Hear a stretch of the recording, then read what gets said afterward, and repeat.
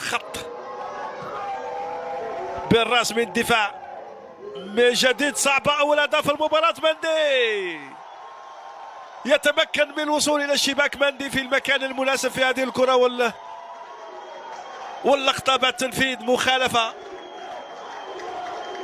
من محرز مباشرة من الدفاع، ثم عادت في المرة الثانية أمام المرمى. مندي ينتظر في الكرة ويسجل أول أهداف المباراة للمنتخب الجزائري أمام بوليفيا. بالعيد يوصل لحاج موسى. حاج موسى داخل منطقة العمليات.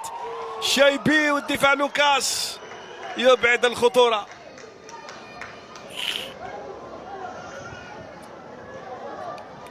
الحارس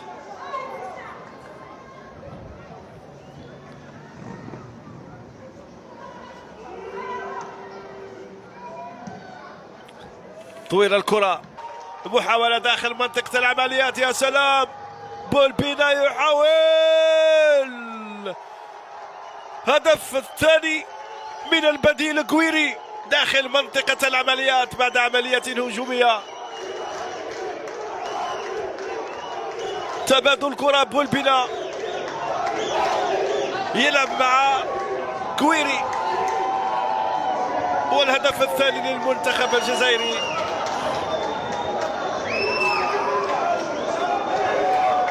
في الدقيقة 7 من الشوط الثاني. في الشوط الثاني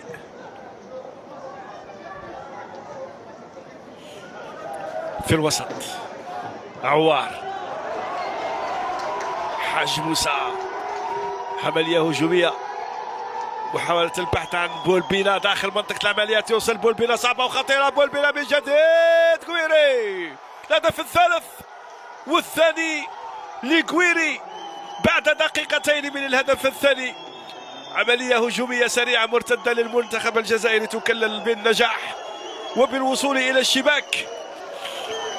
بولبينا عمل كل شيء في هذه الكرة، وبعد ذلك قدم تمريرة حاسمة لكويري البديل الذي سجل الثنائية.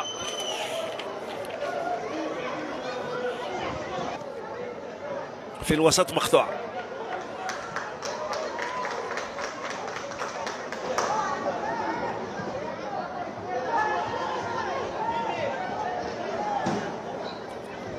ستيل